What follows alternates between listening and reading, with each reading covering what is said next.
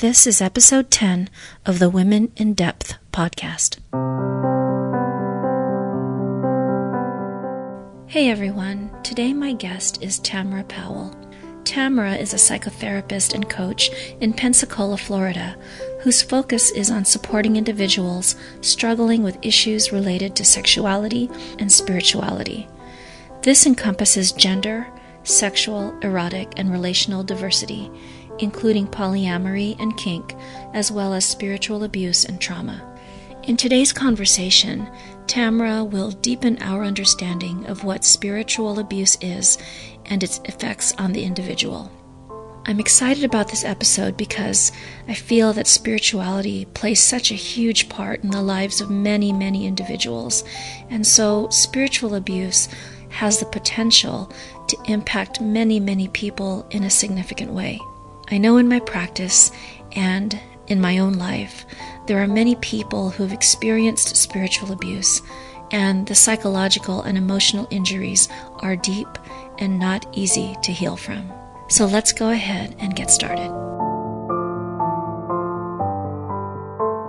Hi, and welcome to the podcast. Today, our guest is Tamara Powell. Tamara is a licensed mental health counselor and empowerment coach specializing in identity work, particularly issues related to sexuality and spirituality. In 2014, she opened ARIA Therapy Services in Pensacola, Florida, with a mission of bringing holistic and diversity-affirming therapeutic services to the Bible Belt. Since then, she has expanded ARIA into a group practice and personally works with clients all over the world online. Most recently, Tamara created a tribe she calls Tales from a Trapezoid, dedicated to the more raw, intimate, and edgy side of being a trapezoid in a world full of circles. Hi, Tamara, and welcome to the podcast. Hi, Lourdes. Thank you. I'm really looking forward to our conversation. I just have been intrigued by your work and the individuals that you're able to support, and so just thank you for being here. I've been looking forward to it as well. Just to start off, would you share more about yourself with our listeners? Sure. That always feels like a dating ad. I never know where to start, right? So, like the bio said, I started ARIA in 2014. After having taken a big pause, I suppose, to get married and have children and really figure out if psychology was going to be my main source for making money and my big passion. And when my daughters returned to school, it was a good time to finish the master's and go into private practice. So now I kind of divide my time. I call myself a momtrepreneur. That's hard to say.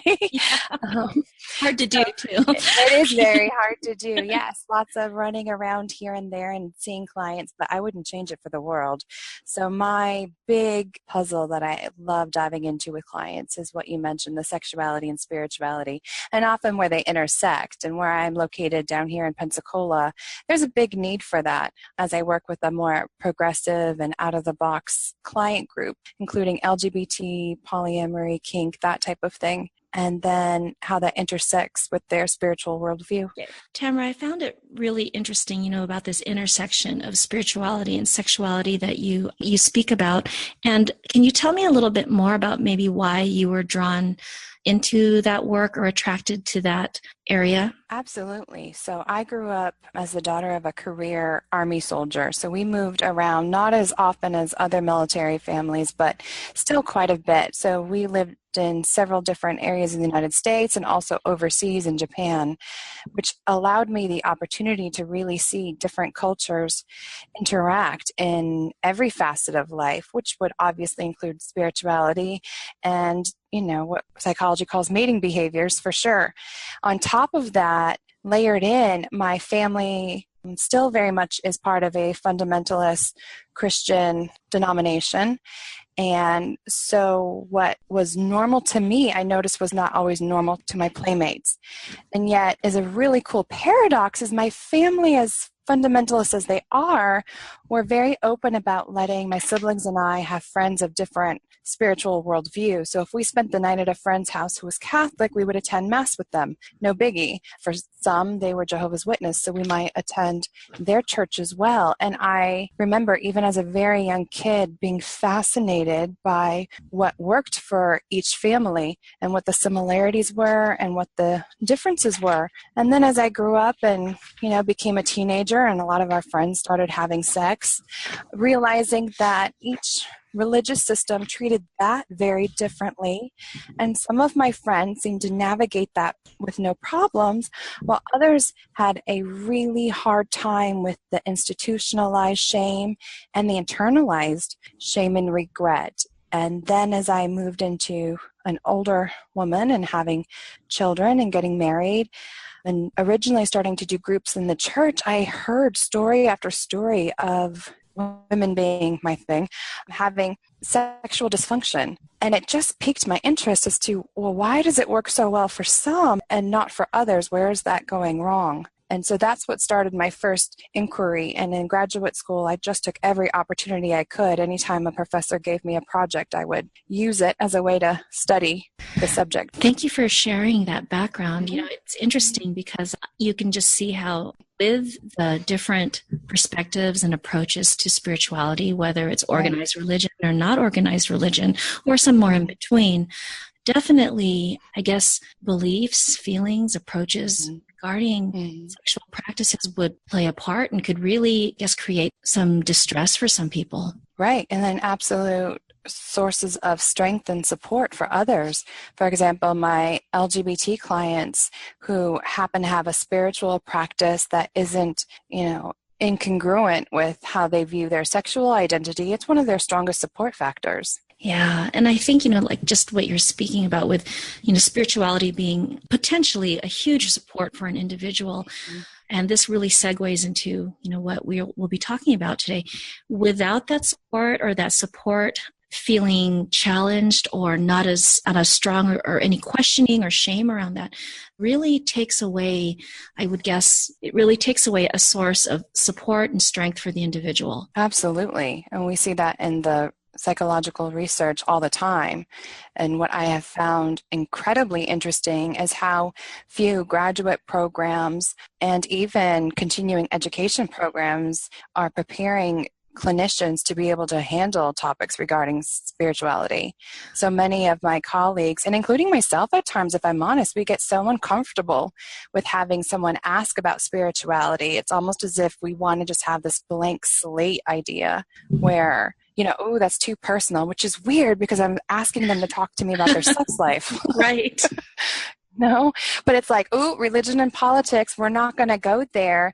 And what I have seen time after time in my own practice is really consistent with the literature that at least 1 in 3, if not way higher, wants their therapist to at least inquire about their spiritual worldview. I was just speaking with a few other guests on the podcast, and, one of them, Sharani Pathak, asking about spirituality is just part of her normal process with starting therapy with a new client. And Jody Gale, who is out in Australia and focuses on eating disorders, we discussed how not having that spiritual support or that spiritual context to frame their experiences in really makes moving forward in a meaningful way more difficult for the client. I would absolutely agree. That's awesome to hear that there are other clinicians looking at it that way. It's part of our intake paperwork.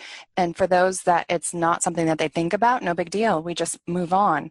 And even then, however, we still attempt to find ways of incorporating it. I might use language like their levels of being or different ways of self-care, but it doesn't have to be an organized religion.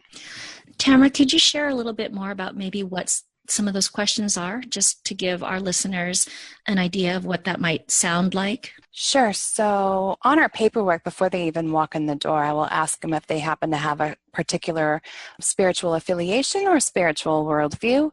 And then if so, is it meaningful or important to them? And that kind of gives me a baseline to go into the session with. So for example, one might say, I'm Baptist and this is incredibly important to me. We go to church every single week.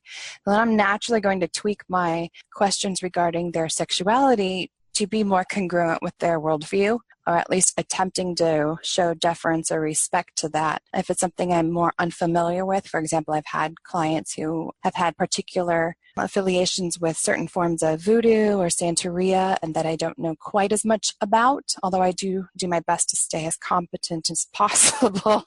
I might just ask them a little bit more about that. Like, well, I do happen to know that, most people who are in Santeria believe in Orishas. Can you tell me, is there a particular one for your household? And what does that mean to you?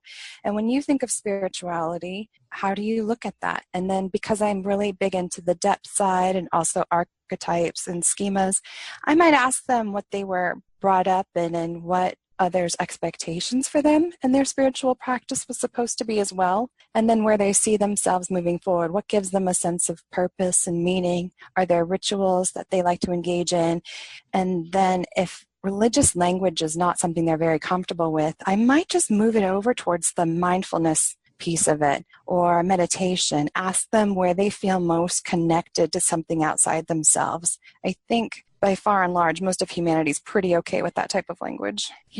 As I was listening to you describe this process of really being curious about the spiritual beliefs or practices that a client comes in with, you really began to answer my next question, which was, how do you support all the different ways that a person can connect to something larger than themselves? But I could hear just in the questions that curiosity and being respectful, and while you're staying up on your own learning, having the client teach you about their experience. Absolutely, because what I have learned from actual personal experience traveling the world and attending even this different church locations that ascribe to the same denomination, what one pastor teaches is not going to be the same as another pastor. Just because they both call themselves Pentecostal, one may believe in speaking in tongues and the other one may look more like the Mennonites, where the women don't cut their hair or wear pants. And so I think it's very important, even if they say Baptist, to ask them, well, particularly, what does that mean for you? And how does that provide you a sense of self-care even? Tamara, I love hearing how you describe this. I can imagine that your clients feel very supported and really appreciate your effort to see them and that they can be seen and there's no judgment. There's a lot of acceptance and compassion. And you're just inspiring me also in how I would like to maybe make some shifts in that process for me. So thank you so much for that. Oh, thank you. I think it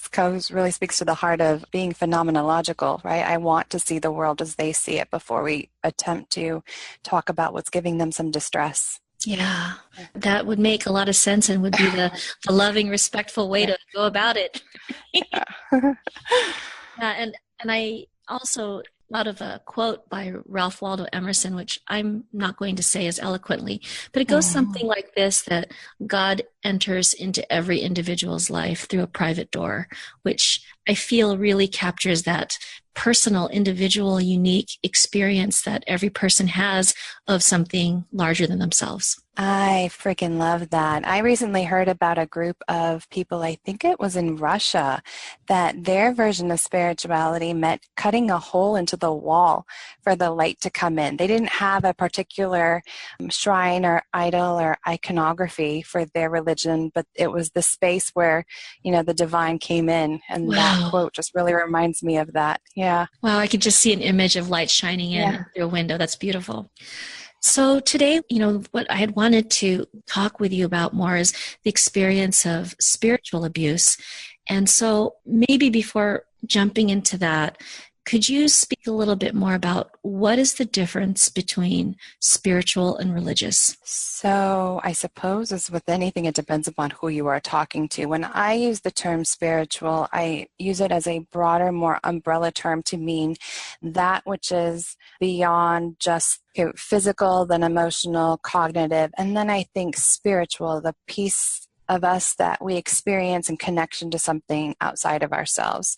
I have clients who get out in nature and they experience a sense of spiritual connection or oneness, as opposed to religion, which might mean a codified, more dogmatic, more institutionalized, organized form of practicing their spirituality. Does that make sense? Yeah, I'm glad you also prefaced that with, even with these attempts at defining these words, it's still so personal. So can we just start with maybe you explaining what spiritual abuse is? Spiritual abuse, from my opinion, is one of the most insidious forms because it doesn't always leave marks. So similarly to emotional abuse or verbal abuse, it's not something that we always see on our clients when they first walk in, and they don't even know how to define it. And I think that that's an important starting point, is that it's something that really attacks their worldview. It's something that takes that component, which to me, I look at spirituality as kind of bleeding into all of those other parts of self that I was just referring to, like your cognitive side, your thinking style, and your emotions, and what you are going to do. My spirituality would inform all of that.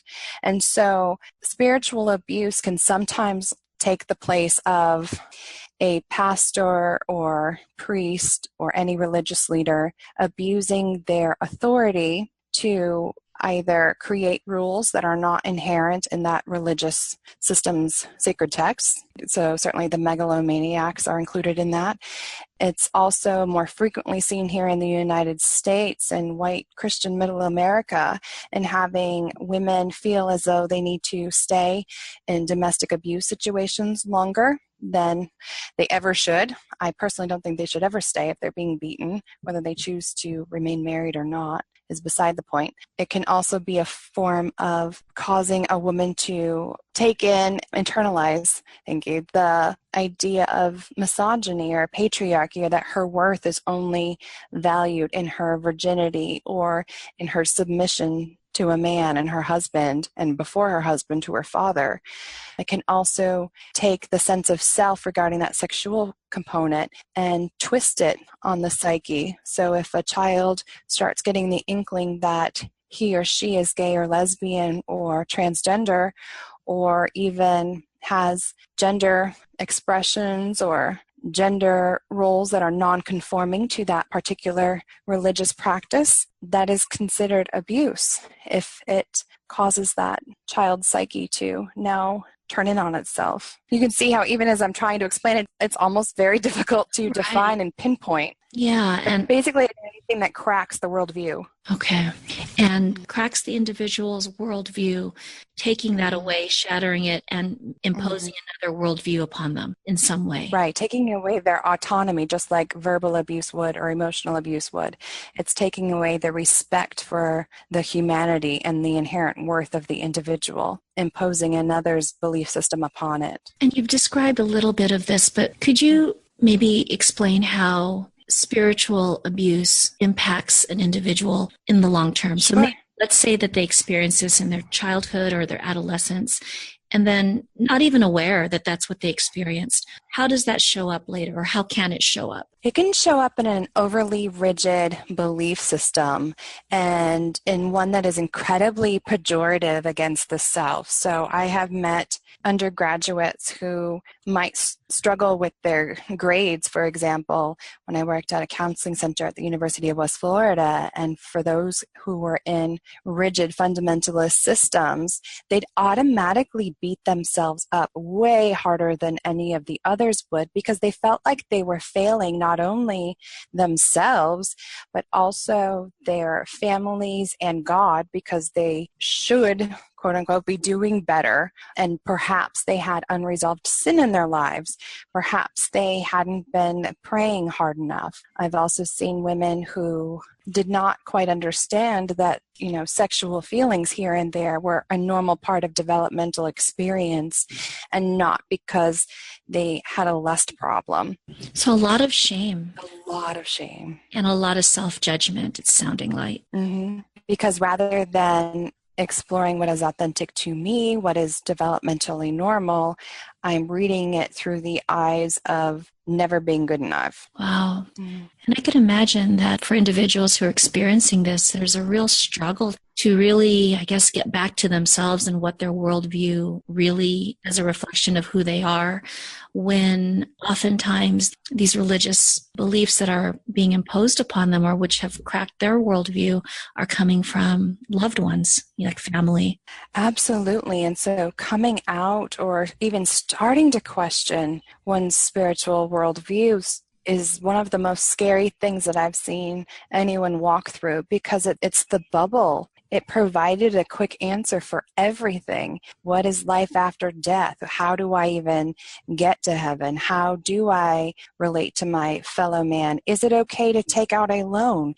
When do I have sex? Who do I get to have sex with? Literally, they're taught from a very young age that there's an answer for everything if they just look hard enough. The way that you phrase that right now just really just captures how profoundly a person's identity can be taken from them, because since all the answers are provided through a belief system, then they're not supposed to have answers of their own, and there's no need to explore other answers. Exactly. And that's where you start to see even religious leaders start to, it's almost like they inoculate their believers as they're coming up in years and in their denominations, where they'll say, that whole cognitive dissonance idea that psychologists have, you won't have that problem if you will just listen to God and listen to me and not question.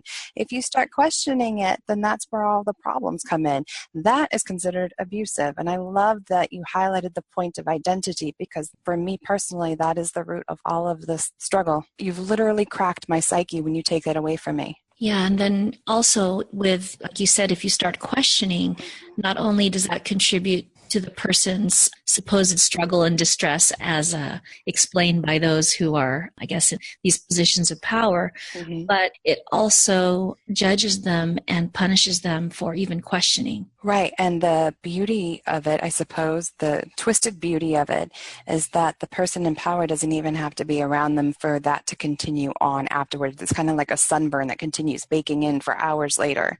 That child could be at home attempting to fall asleep, and their own inner critic is now joining in. So it allows for complete rigid control even when they're not around the abuser. Yeah, you made me think of a study that I can't remember the study, but I was a few years ago, and in the study they had researched families who raised their children in a more organized, structured, institutionalized type spiritual or religious belief, with families where the children were raised in a more unstructured, open way of connecting with God or whatever is large enough.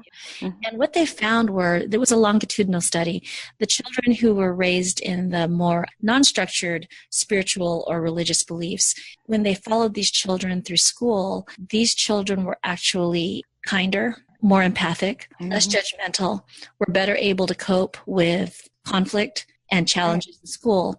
It made me think of what you just said, where that same way the rigidity and the judgmental aspect and that inner critic kind of just steps into the mind and takes over, and that's what they experience in other aspects of their life. Absolutely, because if there's an absolute truth, then there's an absolute wrong.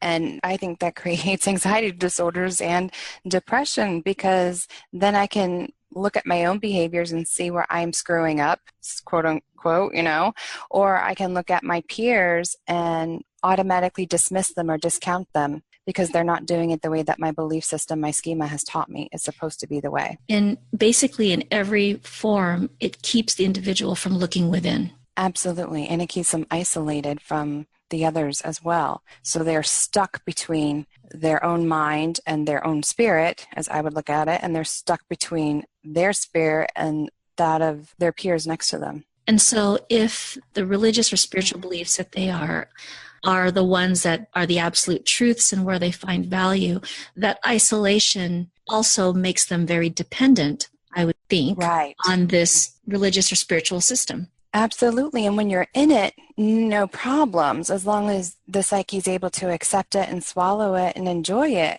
It creates a feeling of safety. But once the child or the adult later starts to feel an incongruence with it, it's terrifying. Tamara, what would you say are some of the myths or misperceptions about religious abuse or spiritual abuse? Number one, that it's not happening.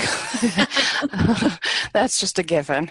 People don't talk about it often. It's hard. Even before this interview, I was attempting to Google the most recent statistics on it, but our research is so conflicted regarding this particular subject because it all depends upon your definition, not only of religion or spirituality, but what facets of it are we looking at. And so it appears that what makes a spiritual worldview to be a protective, healthy support may not be the exact same facets that cause it to be hurtful or abusive later on. So our researchers, as with many things in psychology, we need further studies to find some of the reliability and validity for the operational definitions and how they're interacting. But it is absolutely happening, and it's not just related to the sexual abuse, rather. Most people, when they think of the church as being naughty, they think of the Catholic priest molesting the altar boy.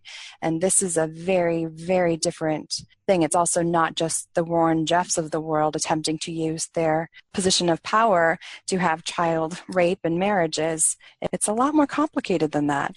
And I think that's an important consideration that you point out, because I think maybe there might be a misperception that if it's not sexual abuse being hidden by a church, or it's not girls underage being forced to marry, that's not abusive, because I think that actually some of the most difficult and traumatic experiences can look completely fine on the outside. Absolutely. We see this even in parenting, where passive-aggressive comments or ways of, attempting on the outside, on paper, it looks so pretty. Well, I'm helping my child do the best that they can. The concept of like the tiger moms, the ones that are going to work them all day, every day, and who are going to have, really strict rules and organizational systems. It's hard to question that, because if it's phrased properly, it looks very positive on the outside. Yeah. But from the child's perspective, when he or she looks up into I almost get teary-eyed, into their caregiver's eyes, and they see nothing but criticism, it's hurtful, it's abuse. Yeah. And even, when I think about some of the clients I know who have experienced this, a lot of times it's a realization when they are, a lot older. I've had clients in their 50s who are just now having this realization of, what happened to me with my church was really traumatic. It had a really negative impact on me. And some of these things are just this judgment that they're bad and they're going to hell. Absolutely. That's the number one thing we hear all the time. And what I attempt to share with, for example, in my arena, parents of teens who may be gay or lesbian, is that I'm not here to judge your spiritual belief system. I'm not even here to prove whether God exists or doesn't exist, or whether there is a literal heaven or hell. The point being that at your core, your spiritual worldview is supposed to be about love, acceptance, and forgiveness, rules aside or not. And your child who is here hurting will have a much higher likelihood of holding on to some, if not all, of your worldview if you back off on this aspect, this component. I love what you just described about they might be able to hold on to some or all of that worldview.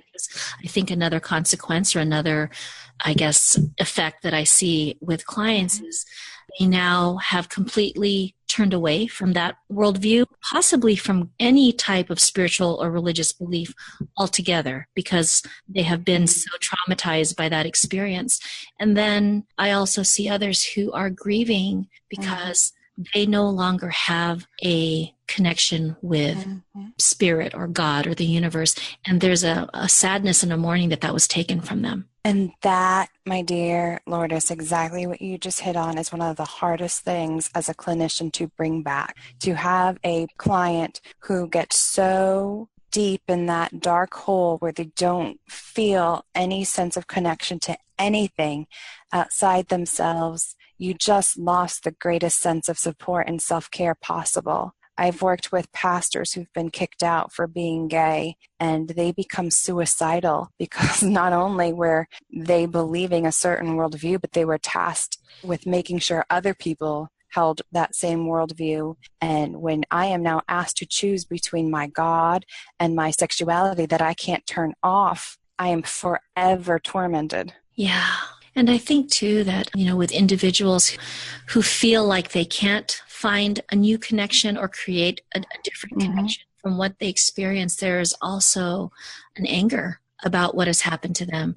And these things just, they show up in symptoms and their relationships. And I have a client who described it as this possible support that she could have, that she saw others having, peers, colleagues, that wasn't a support that she had. And she saw how a spiritual belief or religious belief was such a big support for others, but yet it was something that was robbed from her.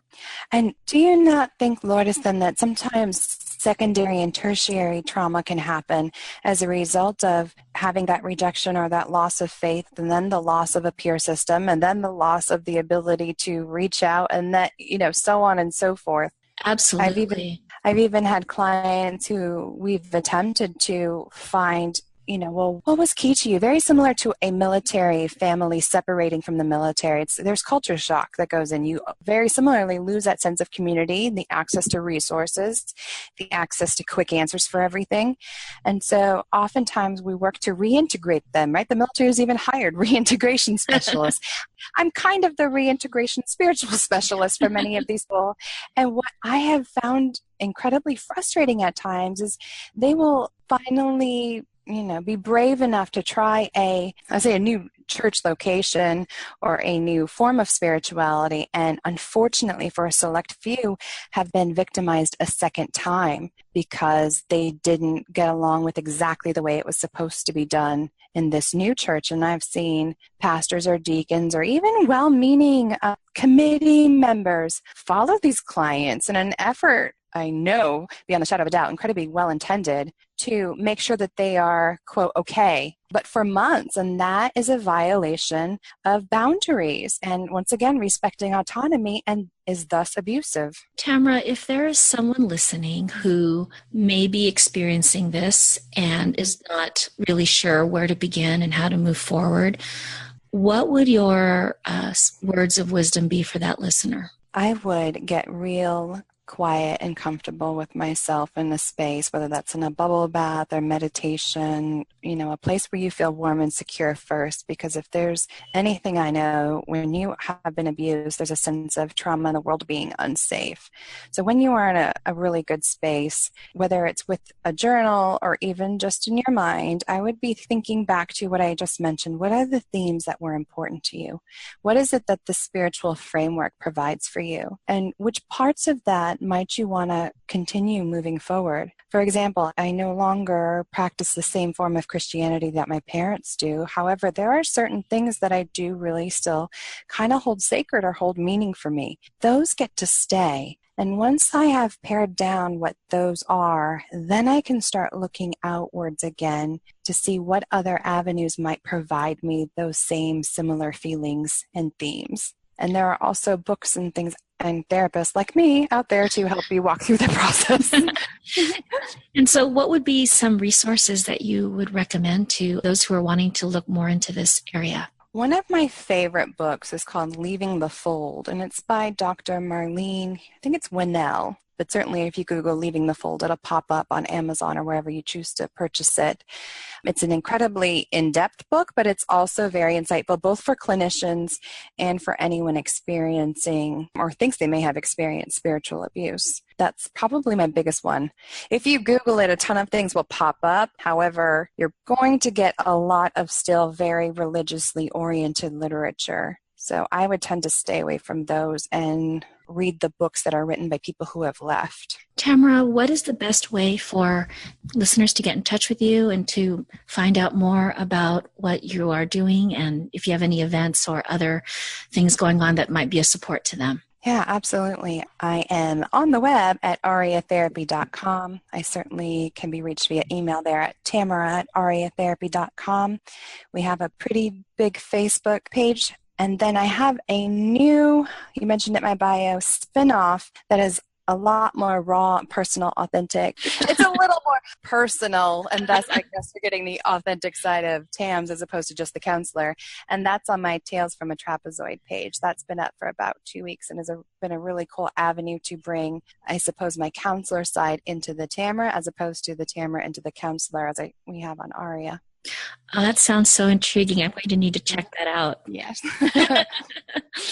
And this will certainly be one of the topics that we explore on there. Tamara, thank you so much for being on the podcast today and for sharing your time and your insights and wisdom. Thank you, Lourdes. I know that so many listeners will be able to resonate with this, and hopefully for those who are experiencing this, begin to feel like there's support and there are ways for them to begin to move through this. Mm-hmm. Thanks, Tamara. Thank you. Wow, what an incredible conversation.